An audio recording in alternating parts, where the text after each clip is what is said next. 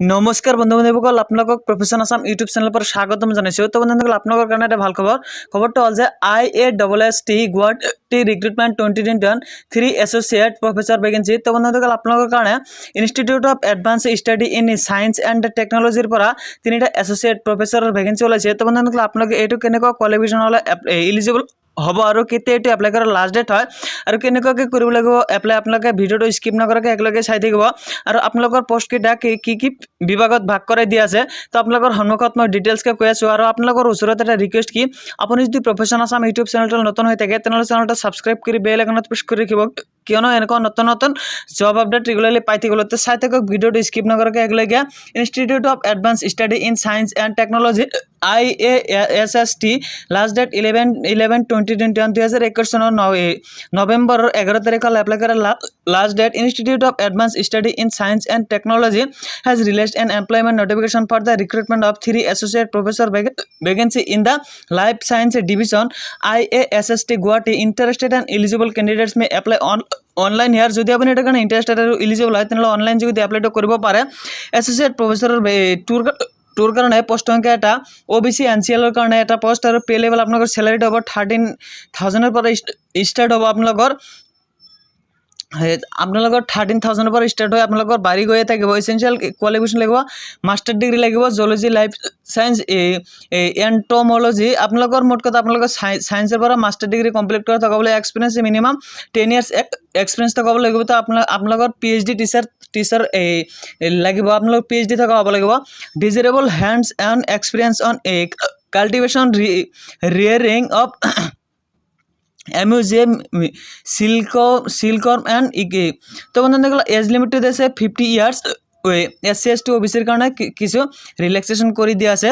Associate professor 2 এটাৰ post সংখ্যা এটা SCৰ কাৰণে, আৰু পে লেভেল 30,000ৰ পৰা ষ্টাৰ্ট হ'ব। ইছেঞ্চিয়েল কোৱালিফিকেশ্যন লাগিব, master degree any branch of life science, আপোনালোকৰ ছায়েন্সৰ পৰা মাষ্টাৰ ডিগ্ৰী কমপ্লিট কৰা থকা হ'ব লাগিব। লগতে আপোনালোকৰ মাইক্ৰ'বায়'লজিৰ ওপৰত আপোনালোক PhD থকা হ'ব লাগিব, আৰু এক্সপিৰিয়েঞ্চ মিনিমাম 10 বছৰ থাকিব লাগিব। PhDটো কম্পালচৰি আপোনালোকৰ লাগিব, আৰু এজ লিমিটটো 50 বছৰ। যিসকলে SC ST OBC তেওঁলোকৰ কাৰণে কিছু ৰিলেক্সেশ্যন কৰা আছে।